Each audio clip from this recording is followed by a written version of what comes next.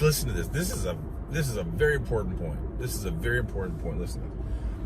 When you go to a facility, an organization, whoever, school districts, when you're meeting with those decision makers, let me be clear. You are interviewing them as much as they are interviewing you. You need to go in there with that mindset. You absolutely need to go in there with that mindset. You're here to interview me. I'm not coming through these doors, bending my knee right now, subservient to, I'll do whatever you want because I just want your business. Absolutely not. Wrong. Check your baggage at the door. Get your mind right before you go in. You are there to interview them equally as much as they are there to interview you. Yeah, but Joel, they're a big medical center. They have multiple hospitals. I only have one vehicle. I got 3 vehicles. I don't care. You're there to interview them as much as they are there to interview you. Why? They are going to be leveraging your time, your money, your efforts, your resources, your skill, sometimes experience, depending on if you have prior experience in the industry or not. You're there to interview them to see if you're a good fit for them and they're a good fit for you. You're not there just to bend the knee, to be subservient and be compliant, and you're just going to take whatever they're willing to give you. No. That's not how we do business. That's not how we do business. I can't afford the groceries. I can't afford your gas. It's Biden inflation across the nation. 81 million votes my ass. Hey, 81 million votes my ass. Hello everyone, it's Joel Davis with United Medical Transportation Providers Group. You are thebroker.com and Home Care Access. And I'm going to be gone for a bit. So I really feel got inspired to make this video because here we are nearing the end of the year. New Year's starting up in about 5 seconds. And there's just weirdness in the water. I'm seeing a lot of craziness. So again, I just feel God inspired to make this video because of all the different situations I'm seeing with a lot of different client providers. So, issue is or is you ain't ready for another roadside chat. I gotta be honest with you, there's just so much that, as per usual, I'll probably jump around a bit. For those of you who are new to the channel, I'm not one of those guys that begs and pleads for likes or hits because honestly I don't care. Because God's blessed me and I don't need that. This video will be seen by whoever God wants it to be seen by. So, where should I start? I think what's bothering me, what has me like agitated, is like some of the people, and it would be great for me to be able to say just people who are thinking about starting their business and they're contacting us, but it's also like something in the water with some of our client providers. Again, if you're new to the channel, I work with our one-on-one clients directly. My team, DDC, Dan, Don, Charlie, they also work with some people on a different level, but a lot of newbies coming in, they work with them. But I work with people more for doing a lot of the strategic planning, a lot of contract negotiation, the acquisitions, all that kind of stuff. So obviously we go much deeper, especially if you've already been in business for a while. Perfect play for me to come in. Let's elevate your business. We got 4 key strategies, 4 key objectives. We want to build, grow, scale, put us in a position to number 4, sell the future multiple. Like I say, I'm just seeing so much, I talked about it in a newsletter recently where I talked about people are literally tripping over pebbles. People are tripping over pebbles, or they're just using pebbles as like barriers of why they can't move forward or get around. I can't get around this pebble, it's too big.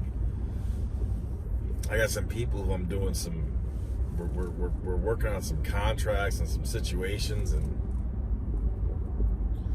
I think, and this is just coming to me right now, I think that maybe because the industry stigma is all about Medicaid brokers.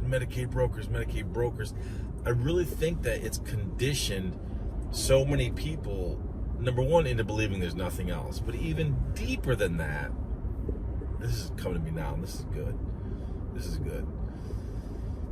Not only are people conditioned into thinking, oh, I just gotta do Medicaid broker work. Oh, every single person who needs assisted transportation is on Medicaid. But I think there's a deeper issue here, because I could see how there's a commonality with different client providers I'm working with right now, where it's like almost like, okay, they may break out of that mold of not everybody's on Medicaid, but yet they still apply the same broker mentality or methodology as they move forward in communicating with, corresponding with different facilities, organizations, anybody that they're working to serve and establish contracts with. I'll give you a quick example. I got this one client provider, 20-something vehicles, lover, ambitious, fearless in many ways, but very paralyzed in other ways. Paralyzed because she's tripping over pebbles, but fearless, a lioness in other ways, where she has no problem saying no to brokers and low-hanging fruit. So I edited some correspondence with, she's being solicited for this one contract, and when they saw our retail rates, he specifically said something to the effect of, these might be your private rates, but I can clearly tell that no broker's ever going to agree to these. Who cares? Who cares? Who cares? Folks, you gotta own your own power. You gotta own your own power. You have power and ability, because I'm trying to be delicate in how I say things here. So anyways, I draft this reply to this guy who's soliciting us for this work, and we gave a little bit on some mileage and stuff, but we weren't coming off our base pickup fees, because for us to get from our location, for this transportation provider to get from our location to where we got to go to these 5 service areas, we're looking at anywhere from 20 to 30-ish miles. That's distance, that's time. And then when we get there, his proposed was typical broker mentality. You got to include first, I think he put down 5 miles. Includes the first 5 miles. So here are our rates, includes the first 5 miles. Here's the mileage afterwards. Yeah, no.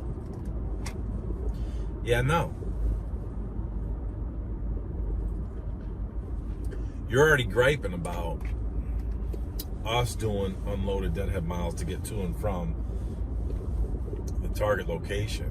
And then when I get there, you're telling me, you're suggesting to me that we're going to transport, I'm almost positive it was 5. I could be wrong, maybe it was 3. You're going to suggest to me that I got to take the first 5 miles free? You crazy? At a point in time where the economy, inflation's up, gas prices are up, insurance is up, Maintenance is up. Labor's up. Everything is up. What? No.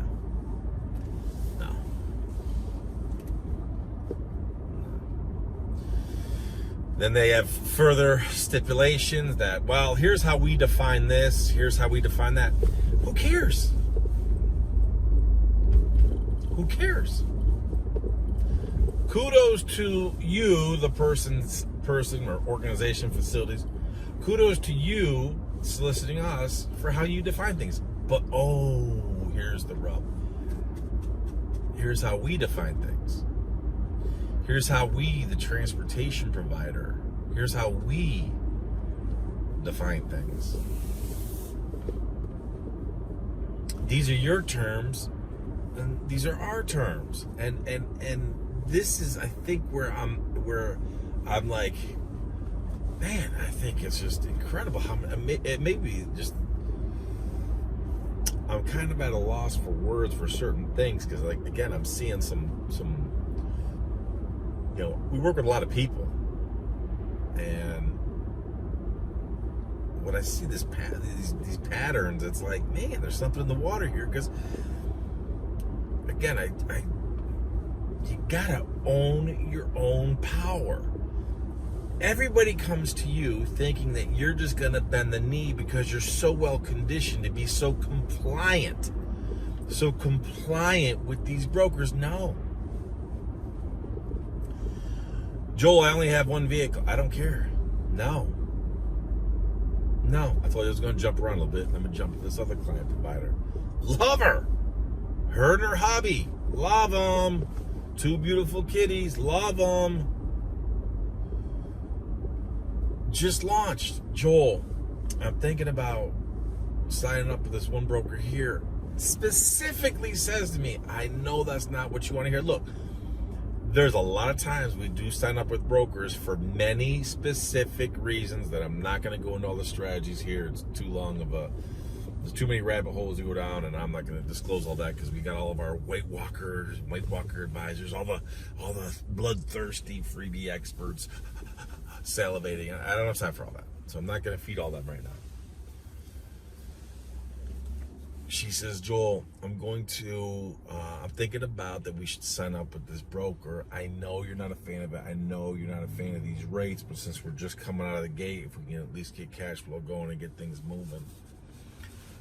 And I said to her, well, hey, listen, I'm new to this. So forgive me. And I didn't even go through and read the whole agreement that this broker sent to them at 20, 30 some odd pages, whatever. I didn't even go through the whole thing. I said, hey, I'm new to this, so take it for what it's worth. I don't know a whole lot, but I did notice one thing over here.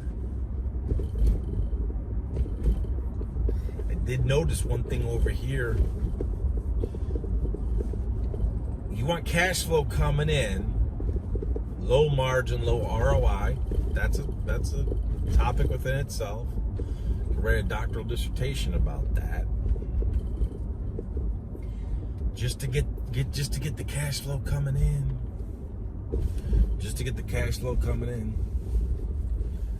I said, well, here's the deal. I'll look through the entire agreement later today, because I was traveling. I said, I'll look through the agreement later today. But I did a quick once over, and I noticed this. You're going to have to double your insurance. You're going to have to double your insurance coverage to comply. Because we all got to be compliant, because they got all the power.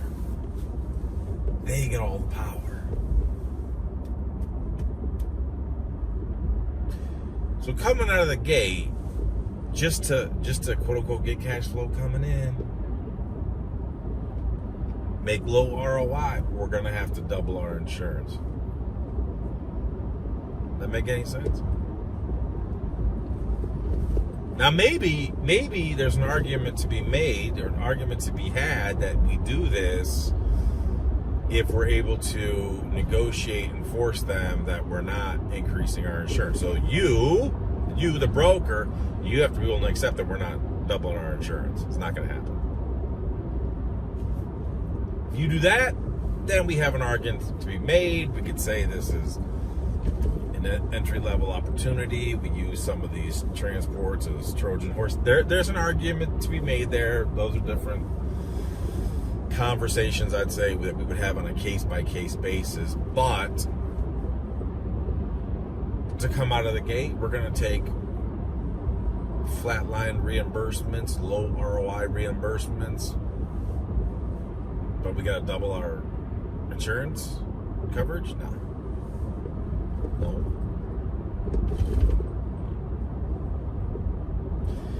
Got another, been working with them for a while. Got another client provider, been working with them for a while. Love them. I'm sure I've probably shared some of his stuff at some point in time in some of my videos. Hard-working dude, slinging that hash, making that cash. Love him. I've shared with him where I want the targets to be, where we need the targets to be.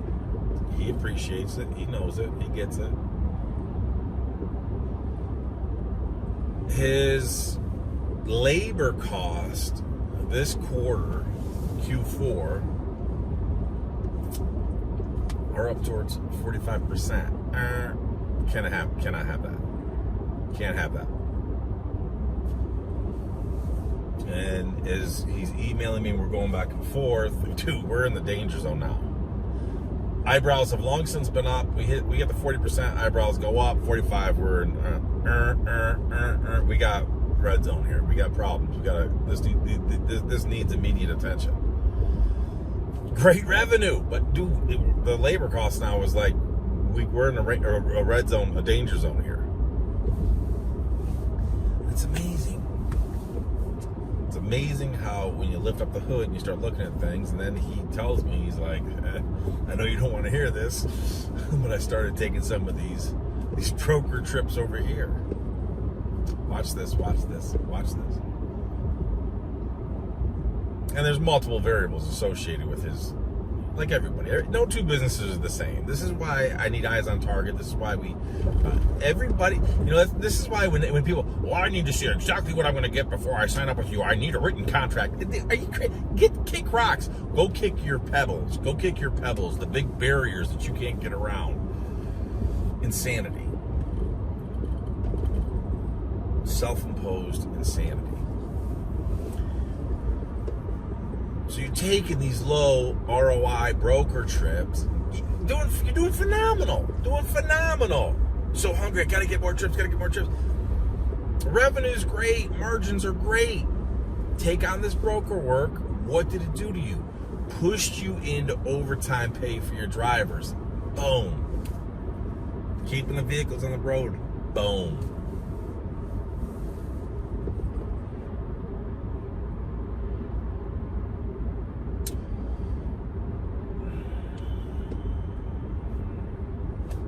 You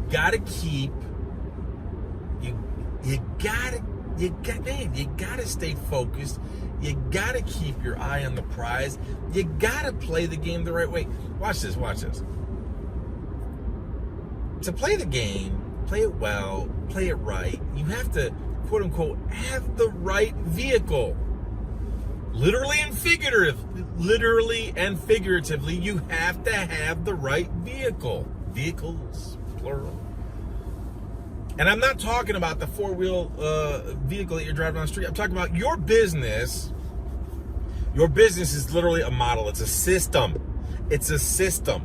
We've got to build it the right way to get us to where we want. What do we all want in life? Life, love, happiness, pursuit of happiness, freedom, all that kind of good stuff.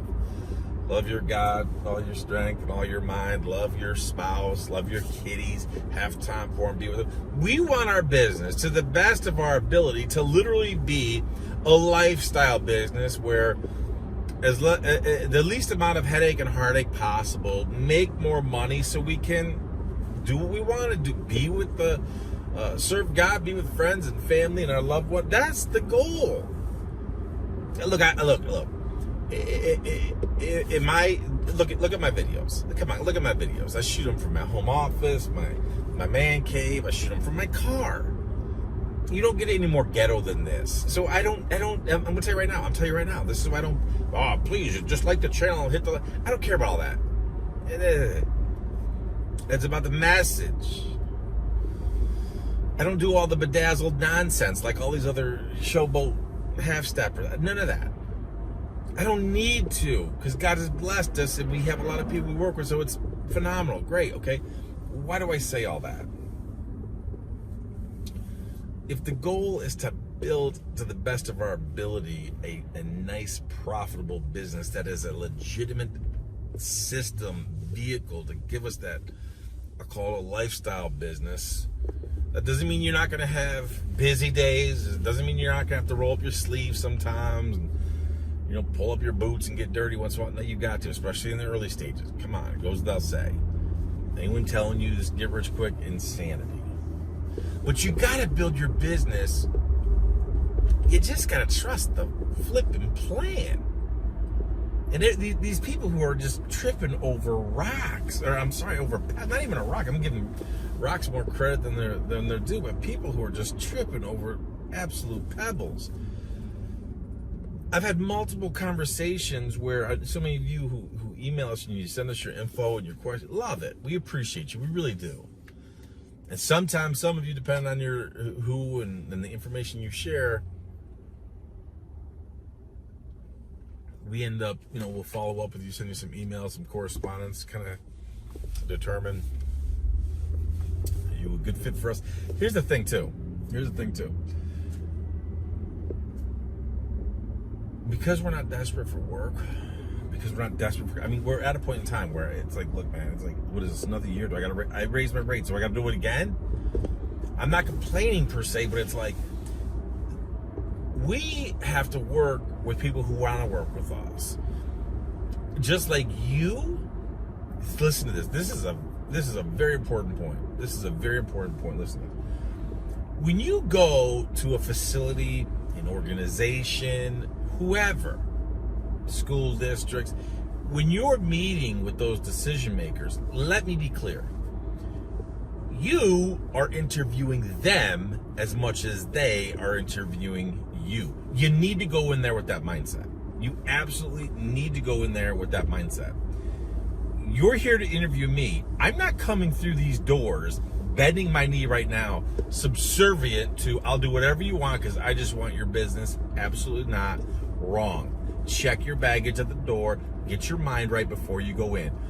You are there to interview them equally as much as they are there to interview you. Yeah, but Joel, they're a big medical center. They have multiple hospitals. I only have one vehicle. I got 3 vehicles. I don't care. You're there to interview them as much as they are there to interview you. Why? They're going to be leveraging your time, your money, your efforts, your resources, your skill, sometimes experience, depending on if you have prior experience in the industry or not. You're there to interview them to see if you're a good fit for them and they're a good fit for you. You're not there just to bend the knee, to be subservient and be compliant, and you're just going to take whatever they're willing to give you. No. That's not how we do business. And the same holds true with my team. But Donnie, we're really at a point, and we've talked about this so many times in the past, and we don't work with just anybody, and we just can't anymore, especially long term. There are people right now who I'm doing 60 days one-on-one with who I know I will not work with beyond, once our 60 days are up, we're done. Because I already got people who are tripping over pebbles for the stupidest crap. I literally have people who, when they sign up, Joel, love your videos, love your content, love it. I see the success you've had with other people's businesses. I want to be able to do the same. And when I start working with them, everything is an issue. And I won't even say what they are because they're so stupid and so just flipping minuscule. Just flipping minuscule like a flipping pebble. And it's a roadblock for them. Someone a long time ago, and I've always remembered it, I'll butcher the story, but I guess there was some long distance marathon runner I'm going to butcher the story, but you'll get the general premise. This long distance runner running marathons and a million miles a day, whatever. God knows I'm not doing that. So the guy is running all this distance work, doing all his miles and everything. And so he's being interviewed by news media, whatever. Oh, look at you. You just ran all over the world. You ran all this, you ran all that. Up and down, highs and lows, wet, dry, storm, rain, all these cold, freezing. You just put more layers on, more gloves, and you kept running. Out of all these years, all these miles, all these conditions, up the mountains, in the valleys, on the Great Plains, whatever. All these times, what kept you motivated? How did you keep doing it? Oh, well, I did this, I did that. Was there ever a point in time where you just thought, like, I need to stop? I needed to stop. I can't do it anymore. What? And again, I'm kind of butchering it, so just stay with me. So the news media is pressing, like, give me something that where you were this close to throwing the towel and saying you wanted to quit. And to everybody's surprise, did he say it's like when I was running up the hills and I'm losing oxygen? No, I didn't say that.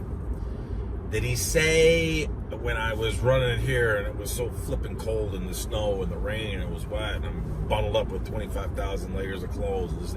No, didn't say that. Did he say, oh man, when I was running across here it was so hot and it was 115 degrees and I was this and I was running here, I was all in the sun, it was coming. No, didn't say that.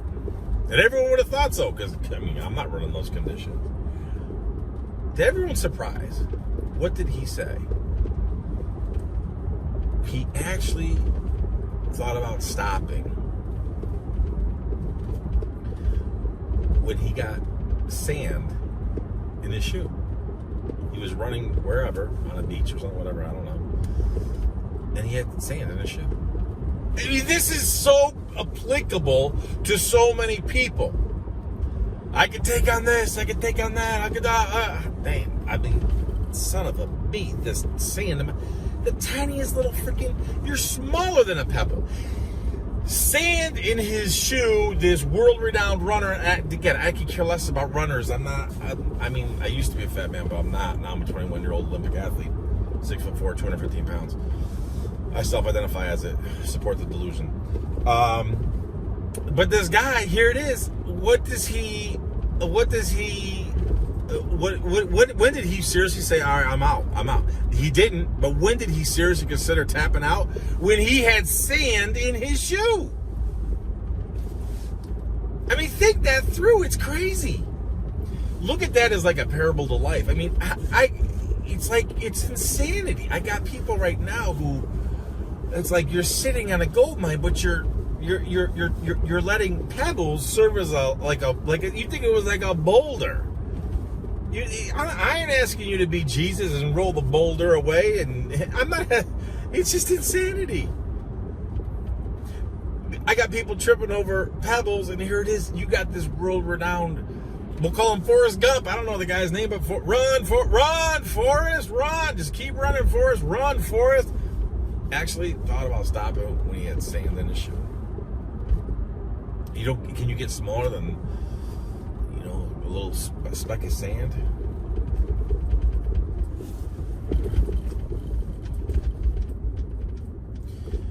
I got other client providers, well-intentioned. Look, I'm not trying to bag, just so we're clear, I'm not trying to bag on anybody. I guess what I really want is people to get some good, strong self-evaluation, some self-awareness. You gotta have self-awareness of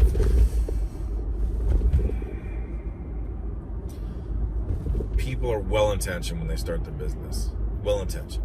And you want to build this team. Love it. You want to build this team. And you have visions of grandeur. And I'm all for it. I'm not squashing any of that. What I'm saying is you've got to be practical in everything you do. Where am I going with this part? You've got to be practical in all that you do. Where am I going?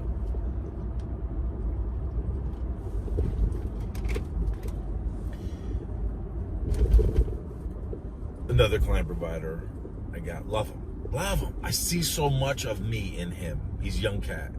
I see so much of me in him because when I was that age, the way I could see his thinking before. And trust me, we talked on the phone a couple times. Great dude, young cat. I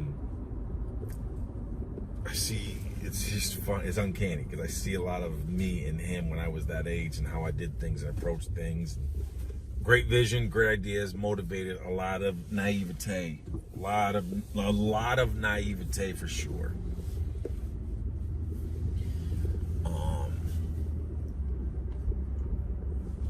Pays for the software system, the SaaS product. You don't have to let all the team members, everybody.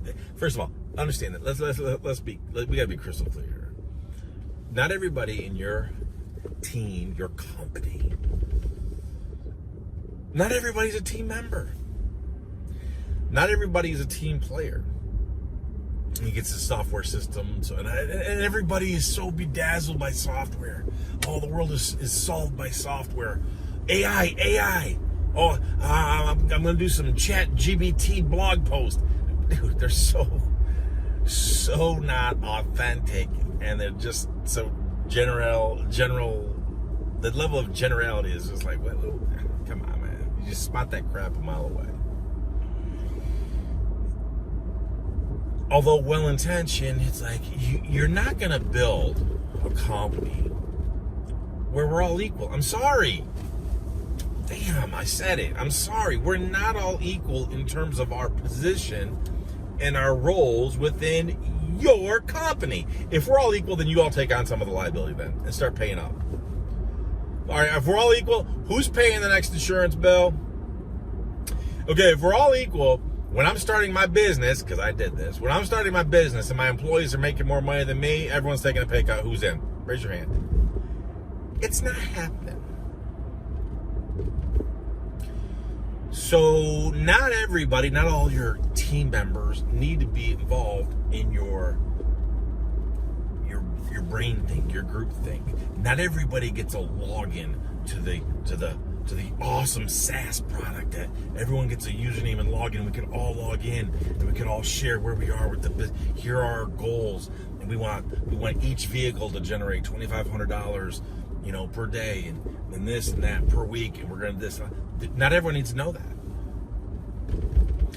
Well-intentioned, yes. Conceptually a good idea? Sure. Realistic and practical? Nil. None. Zero. Zip. Nada.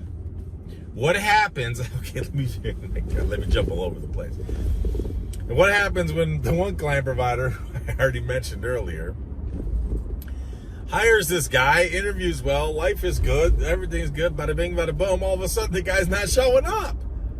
Why is he not showing up? Because then he reveals, oh, I have sleep apnea and I gotta sleep. I've gotta sleep because hello, might wish you had disclosed this from the beginning. Thank God we caught this before you fell asleep behind the wheel and we had a real problem. Is someone like him, is he a team member? Again, you got to develop your business so that it is a legitimate system, a legitimate quote-unquote vehicle to get you to where you want to be. What's that look like? Again, folks, this is why no two businesses are the same.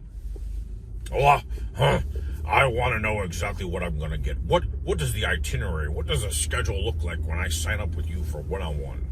Where's the written contract here? Dude.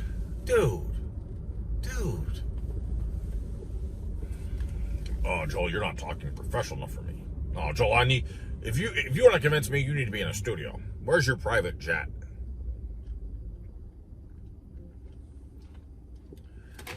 Oh, Lord Jesus, forgive them for that. No, what they do.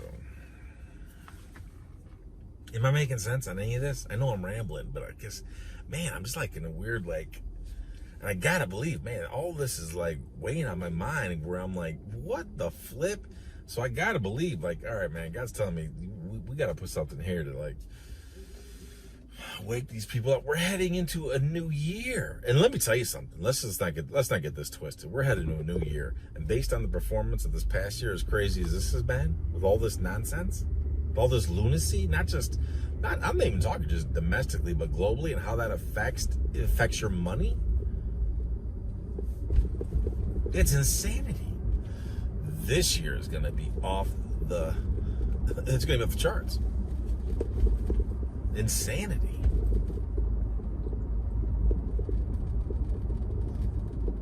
We got to do everything we possibly can to put ourselves in the position to win.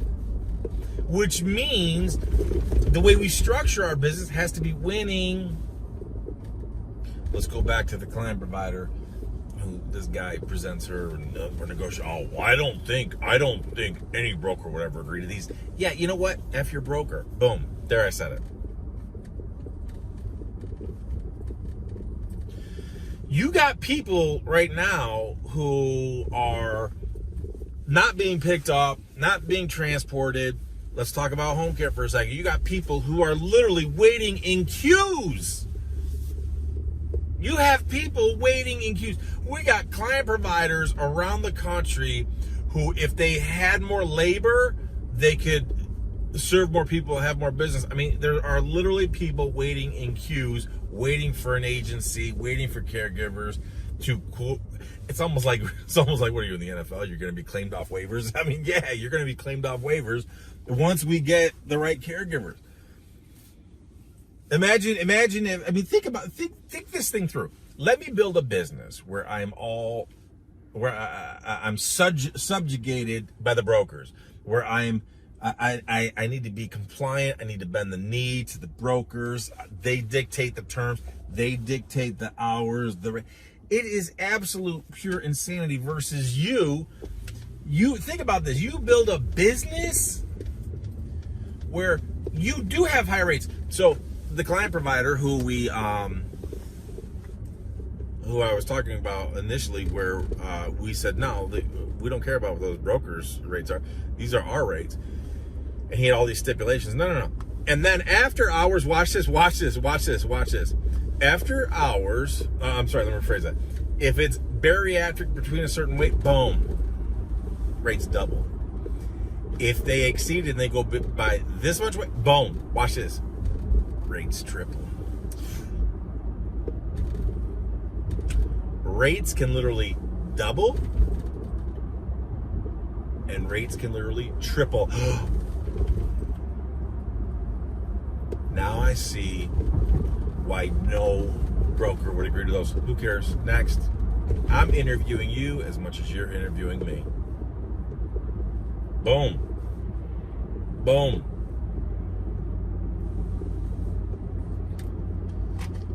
Well, Joel, I think that getting contracts with hospitals and facilities and agencies and schools, I think it's all a myth. It doesn't work.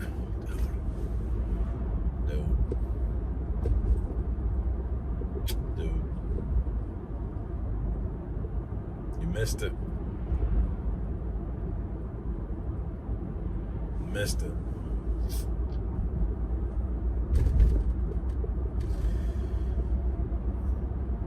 You're taking people home. You take if you take a discharge out of a hospital, Mrs. Jane Smith breaks her hip. Does she get discharged from a hospital? Does she go to a rehab facility? Does she go home?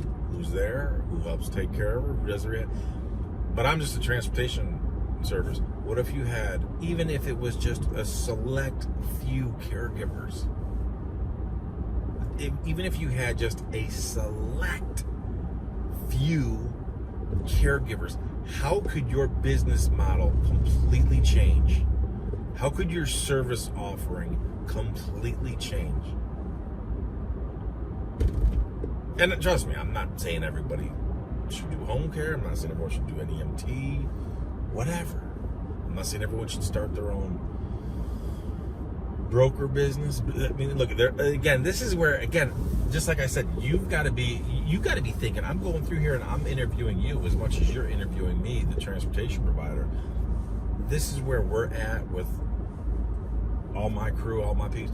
We got to start interviewing people and evaluating. Okay, we know that some people, when they sign up for one-on-one, we could do the 60 days, but there are some people I'm not going to be able to work with after the 60 days. Why? Boom, they're tripping over pebbles. Sand in the shoes killing them. Can't get past it. My broker business. And it's not without trials and tribulations. And ironically enough, what's the biggest one? Labor. If I had more contractors, I could do more work. Because the work is there. The thing about, now, for those of you new to the channel, my broker business has nothing, zero zip, nada to do with NEMT, elderly people per se, brokers, none of that nonsense. No, my broker business is all about logistics, delivery, logistics, and stuff like that. We're big down southeast. We operate across 5 states, doing well. God's blessed us. But if I had more contractors, we could do more work. Bottom line.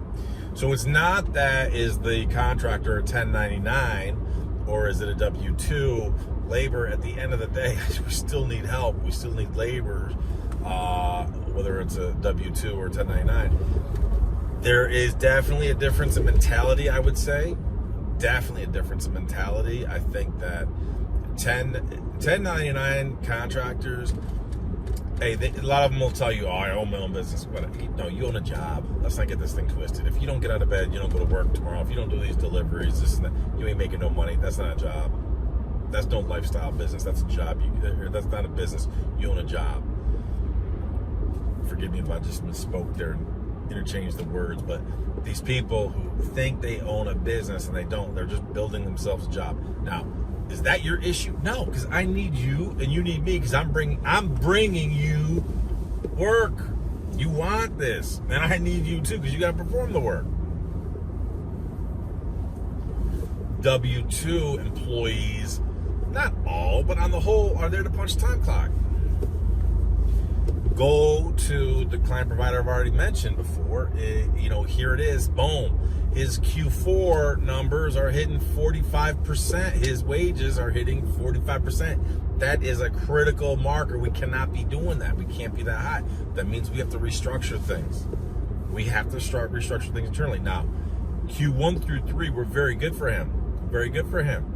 And again, what were some of the little changes?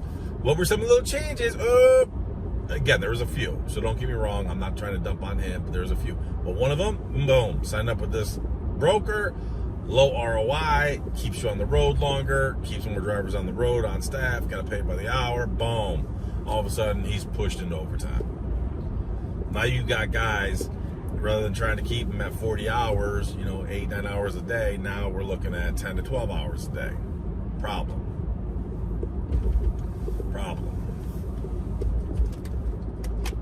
Where I was going with the broker business is not everyone could do that. Not everyone. So this is where it's like,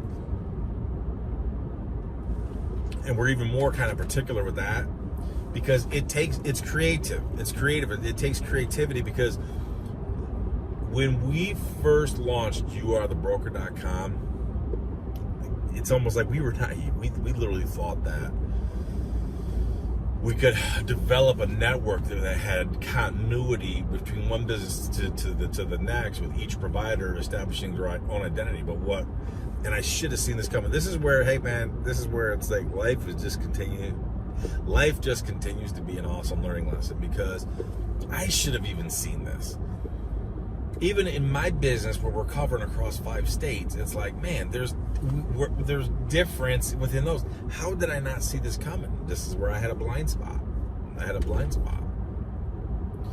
So what happened was, what we realized over time is that a lot of these providers who are starting their own delivery and logistics businesses, is, guess what? They all have unique dynamics associated and unique to their local market. A provider who's operating up in Massachusetts with his broker business is definitely different than where I am down in North Carolina, or where I got someone in Texas, in California, in Kansas, Florida. I mean, it's like, how again, I mean, granted, I'm only 21 years old, no worldly experience, but man, how did I not see that when that was actually a legitimate and actual dynamic that we have in my own broker business? Now, we learned from that, and trust me, my business continues to evolve. My broker, you have to say to yourself, my broker business we launched in very, very late 2011. So I'd say really 2012. So we're looking at, let's say 11, 12, years here. My business has transformed so much over those years.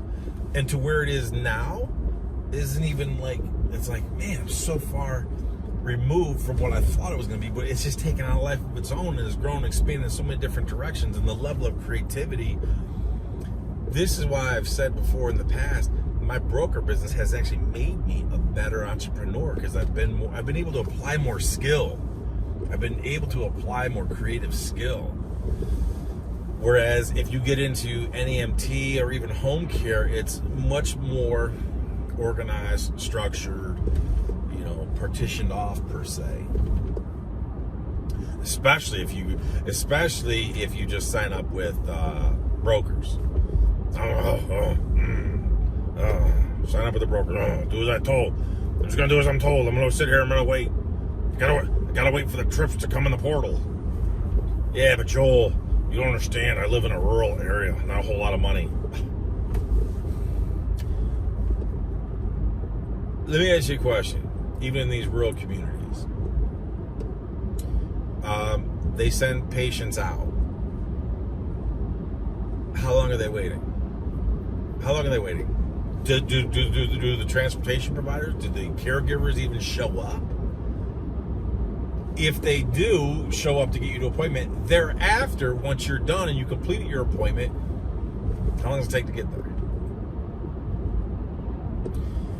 If there's a problem, let's say Jane Smith goes out to an appointment and the slappy pappy who relies on low ROI Medicaid reimbursements, probably a party of one or two, if they leave them stranded there for 4 or 5 hours, boom, we got a serious liability brewing. Now, when that goes south, who are they going to sue? Are they going to sue that little independent service provider who's probably not even properly insured? Are they going to sue them, or are they going to go after the facility with much more money, a much larger, higher valued insurance policy? Who are they going to go after? So now we got liability issues. We have liability concerns. We could use that to our benefit. We discussed, in my last video, I discussed how hospitals are just straight up thieving, robbing the Medicare system. I'm not saying they wake up in the morning deciding to do it, but it happens naturally. Hospitals, ERs are notorious for it. Why? Because they're miscategorizing people's transportation. Just to clear their decks, they're going to, someone who could literally just be transported ambulatory, they are going to categorize them as requiring a stretcher, non-emergency stretcher transportation, get doctor approval, boom, just clear the decks. Who gets screwed over? The taxpayer. The taxpayer. It's absolute fraud. And I would even argue it happens at scale. At scale. People are completely being miscategorized. Why? Because hospitals got to clear the decks, get the people out. Because if they stay overnight, the average hospital stay is $3,000 ballpark. If they got to stick around, the hospital's going to take a loss. So rather than pay much smaller amount, but still a nice little bit, to an NEMT provider to take that emergency room discharge, take that hospital discharge, rather than pay that money out, let's burden the taxpayer, categorize it as not emergency stretcher. Let's clear the decks, have Medicare pick up the tab. Let it be what it is, pass the buck. That's an underbelly. That's an exposure that we can exploit in dealing with these facilities. Why? They can bill Medicare, you can't. So me, the provider coming in, I can't bill for that, but you can. So I'm going to establish a contract, direct pay contract with you.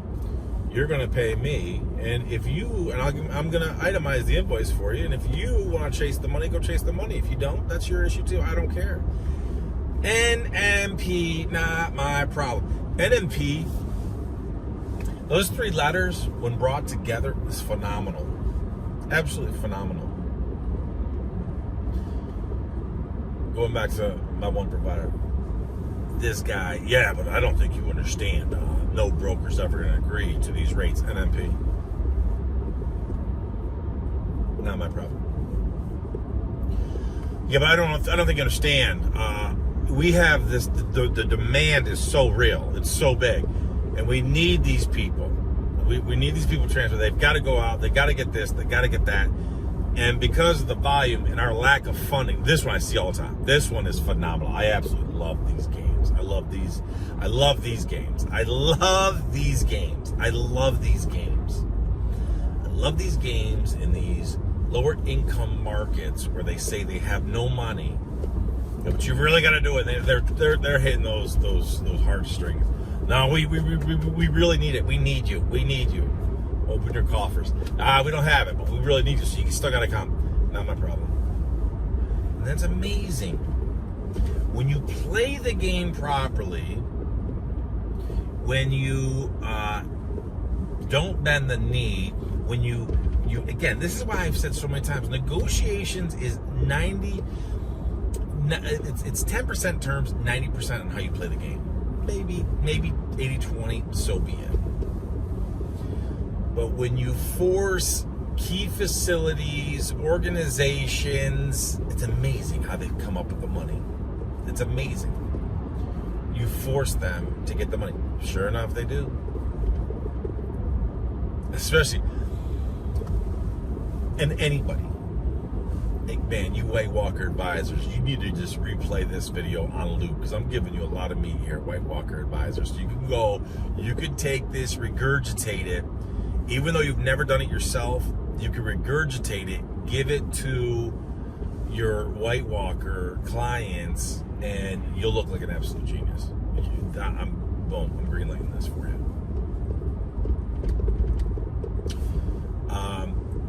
Waivers. Think about just the concept alone with waivers. Waiver is money that is typically in addition to waiver. It's waiving. It's waiving the.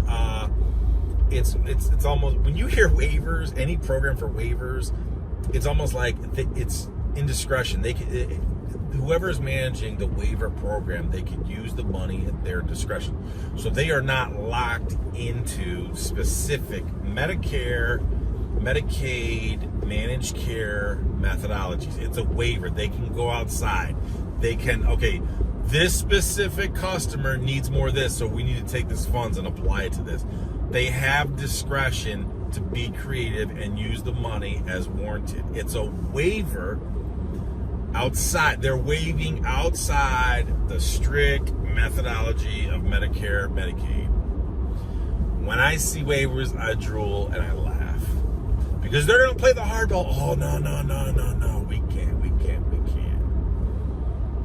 But when you're a big baller shot caller and you're able to come in and systematically start to break down, but we need this. Watch this. NMP, not my problem. If you want me, you say you need me, but if you want me, this is what it costs. Look, and I'm not, trust me, I am not saying you got to be an a-hole to people. I'm not saying you don't give. I mean, of course you give. Of course, it is the more you're blessed, the more you're called to give, no doubt. But that does not, people so easily confuse giving with being a sucker. No. don't even get me started. Don't even get me started about the nonsense of, oh, you're supposed to be a Christian. You're supposed to be, that whole Christian that we got to be next to destitute. Oh, you're taking advantage of elderly people. Dude, if we don't make real money, we don't pay the bills, we help nobody. So, do you want to start the conversation there, or where do you want us to start? Joel, you're like a professional rambler. I know. It's insanity. And my goodness, I mean, I don't know how long this video is already, and I haven't even scratched the surface because there's so many other things.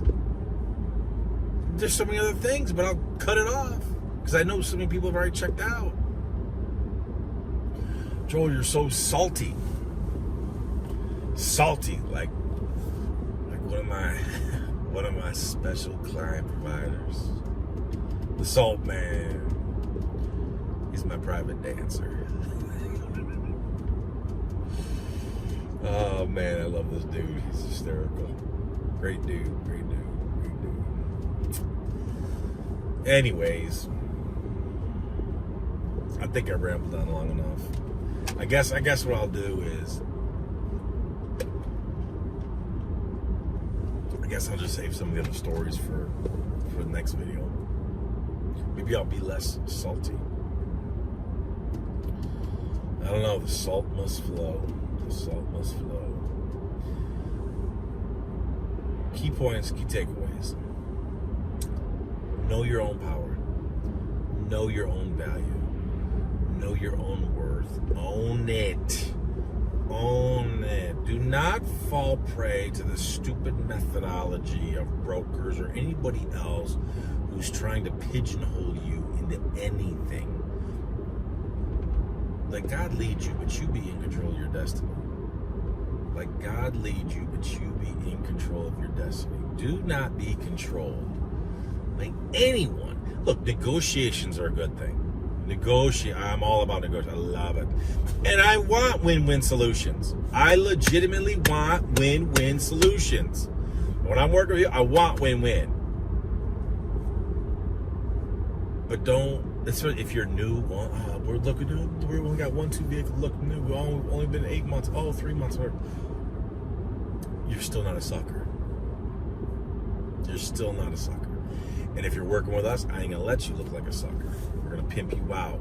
Everything about it, we're gonna pimp you out from start to finish. Everything from your website, your marketing material, your executive welcome packet, everything. We gotta pimp you out, make you looking top shelf. Does this mean we're gonna a lot of people? Oh, well, you only have one vehicle. You're gonna tell people, I got 20 vehicles. No, of course not. But that doesn't mean we need to walk into a meeting and look like a slap. That doesn't mean we walk into a meeting and present ourselves like a slap. That doesn't mean that we go into the meeting and we make ourselves look like we're desperate suckers. No, absolutely not. You still have value. By the very fact that I'm meeting with you, even if I contacted you and you entertained this, or you contacted me and I obliged and we're meeting, either way, we are here and now together for a specific reason, which demonstrates you need something. You need something. That's your problem. I have the solution. I can solve your problem. Ergo, I got value. Even if I'm a newbie, I got value. You don't want to pay me what I'm worth? NMP. Your problem is NMP, not my problem. Because I ain't your sucker. All right, folks, I will save the other stories for another day. It's crazy. I don't even know how long this has gone on. It's crazy. I don't even know how long this has gone on, but man, it's all just crazy. Anyway, stay tuned. When you do, I'll see you at the top. I can't afford the groceries. I can't afford your gas.